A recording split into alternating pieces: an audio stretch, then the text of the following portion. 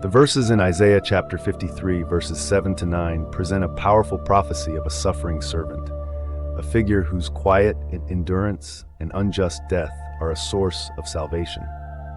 This passage, often called the Fourth Servant Song, is central to Christian theology and is interpreted by the Catholic Church as a direct prophecy of Jesus Christ. The text begins by describing the servant's astonishing humility in the face of injustice.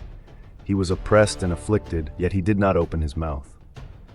This servant is compared to a lamb led to the slaughter, a powerful image of innocence and sacrifice.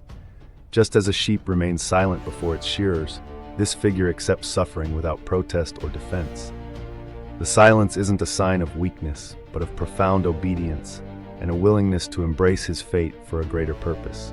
For Catholics, this perfectly mirrors Jesus' trial and crucifixion, where he remained largely silent before his accusers, Pilate and Herod, a silence that spoke volumes.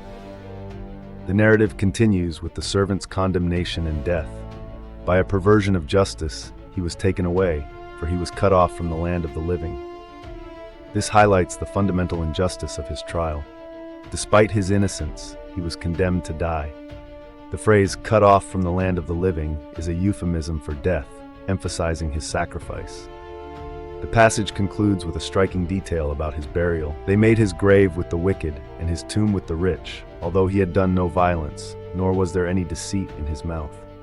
This seemingly contradictory statement finds its fulfillment in Jesus' death.